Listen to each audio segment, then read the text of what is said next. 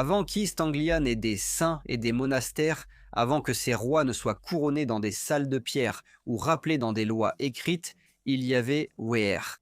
Dans les siècles obscurs du VIe âge, alors que de nouveaux peuples traversèrent la mer et que l'ancien monde romain disparaissait enfin de la Bretagne, la tradition anglo-saxonne se souvient de Weir comme du premier roi des Angles de l'Est.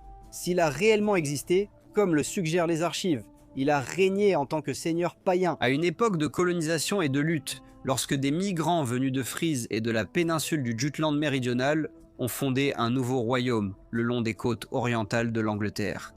C'était une époque antérieure aux chroniques où le pouvoir se transmettait par le sang et par l'épée.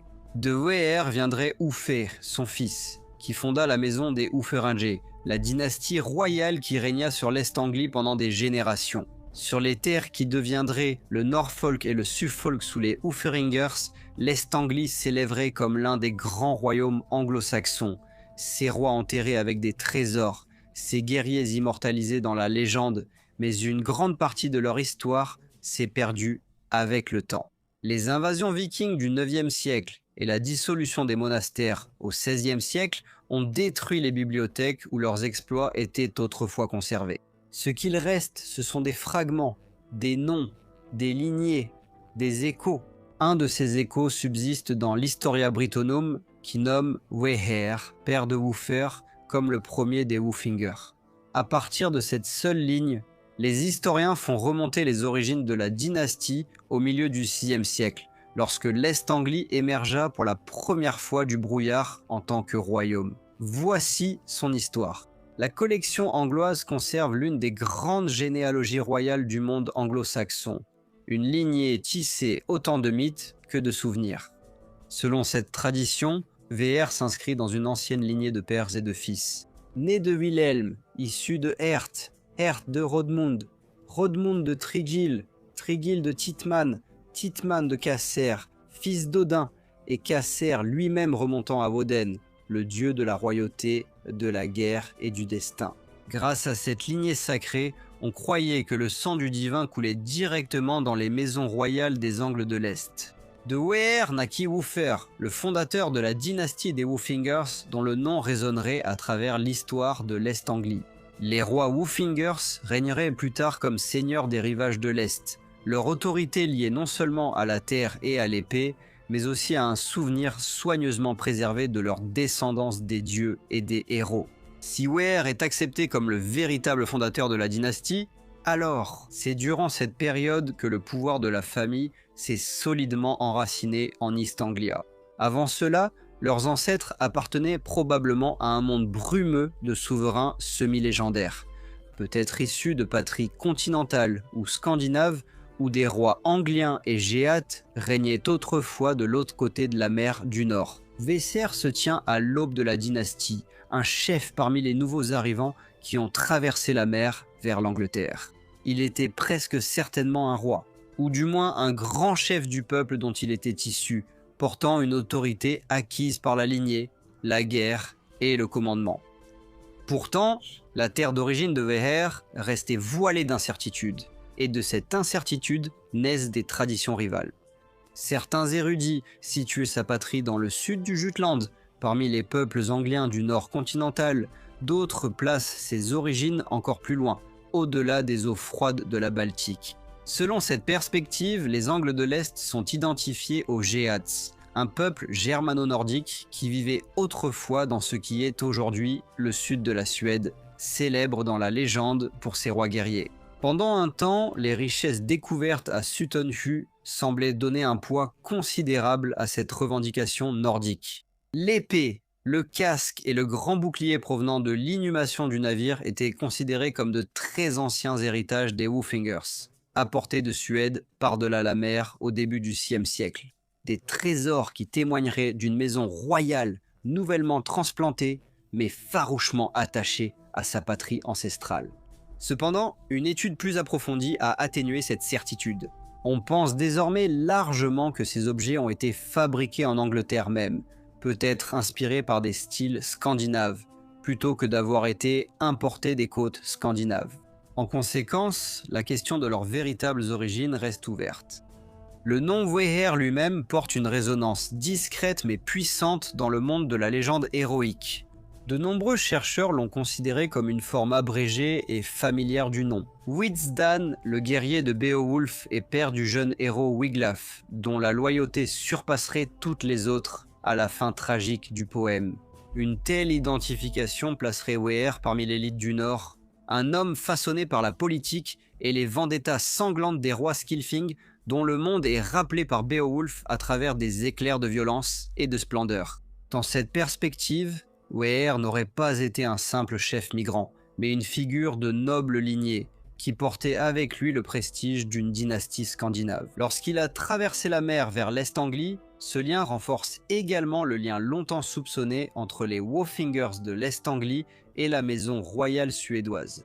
La revendication des Wofingers de descente des anciens rois, et finalement de Woden lui-même, trouve un écho littéraire dans Beowulf, où la lignée, la loyauté et l'ascendance divine sont les fondements du pouvoir légitime. Néanmoins, la vie et le règne de Wéher échappent presque totalement à l'histoire. Rien de certain n'est connu sur ses actions ou sa gouvernance, car aucun document écrit, s'il en existait, n'a survécu à cette époque obscure de l'Est-Anglie. À un moment inconnu, Wéher fut remplacé par son fils, Uffer, qui, selon le chroniqueur médiéval Roger de Wendover, aurait régné sur le royaume dès l'an 571. Le nom Uffer est généralement compris comme signifiant « petit loup », une signification riche en puissance symbolique. De là, la dynastie prit le nom de Wofingers, la parenté du loup, un titre qui évoque la férocité, la loyauté et le sang noble. Fait remarquable, ce nom est identique à celui des Wolfings, un clan renommé célébré dans Beowulf et dans le vieux poème anglais Widsith. Dans la littérature héroïque, les Wolfings sont connus comme la maison régnante des Geats de l'Est, un peuple qui dominait les terres du sud de la Suède. À maintes reprises, la poésie du monde germanique ancien pointe vers le nord, suggérant que les ancêtres des Wolfingers sont issus de ce royaume scandinave. Pourtant, l'identité précise de la maison régnante à laquelle ils appartenaient demeure insaisissable. Obscurcie par le passage du temps et le mélange de l'histoire avec la tradition héroïque, l'importance de Wéher est amplifiée par ce qui a suivi. Il était l'arrière-grand-père de Redwald, l'un des rois les plus puissants et renommés de l'époque anglo-saxonne. Un souverain qui se tenait au carrefour des croyances païennes et chrétiennes et dont l'autorité était reconnue bien au-delà de l'Est-Anglie. On pense largement que Redwald a été inhumé dans la magnifique sépulture en bateau de Sutton Hoo, entouré de trésors dignes d'un roi de légende. Redwald, le fils le plus célèbre de la lignée Wofinger, était reconnu comme Brett Walder, un suzerain parmi les rois anglais. Son autorité, s'étendant bien au-delà des plaines et des voies navigables de l'Est-Anglie, la splendeur de Sutton Hoo demeure leur monument éternel. Un navire préparé pour un voyage au-delà de la mort, chargé d'armes, de régalia et de symboles de souveraineté, digne d'un chant épique. Pourtant, les générations suivantes de la dynastie furent marquées par les troubles et le sacrifice. Des rois tombèrent au combat, furent assassinés lors de querelles ou moururent en martyrs. Dans la lutte violente entre les anciens dieux et la nouvelle foi, Iopwald, qui était le fils de Redwald, fut tué à cause de son christianisme. Sigbert, un autre fils de Redwald, ayant abandonné sa couronne pour sa foi, fut ramené de force à la guerre et tué. Anna et Ethelir. Les descendants de Redwald tombèrent en combattant la puissance montante de Mercie. Les Wofingers ont régné à une époque où la royauté n'était jamais assurée et où les couronnes se payaient dans le sang. Le dernier roi de la lignée des Wofingers fut Elfwald. Avec lui, l'ancienne lignée des loups entra dans l'histoire. Aucun de ses fils ne poursuivit la lignée, et le sang royal de Wéher, Wuffer et Redwald disparut du trône. Bien que l'Est-Anglie soit resté un royaume, ses rois ne descendaient plus de la maison qui revendiquait une ascendance de Wodin et une parenté avec les héros de Beowulf. Après les Wofingers, la royauté de l'Est-Anglie entra dans une époque plus fragile. Le royaume tomba de plus en plus sous l'influence et, parfois, la domination de voisins plus puissants, en particulier la Mercie. Le destin final du royaume arriva en l'an 869 lorsque la grande armée païenne des Vikings déferla sur l'Est-Anglie. Le roi Edmond, plus tard vénéré sous le nom d'Edmond le Martyr, fut tué, et l'ancienne royauté fut anéantie. L'Est Anglie passa sous contrôle danois et fut ensuite absorbé dans le royaume unifié d'Angleterre. Je voudrais adresser un immense merci à tous mes membres. Votre contribution est précieuse pour la continuité de la chaîne et je vous apprécie tous énormément. Un remerciement spécial à John Seitz et Stéphanie Hassan.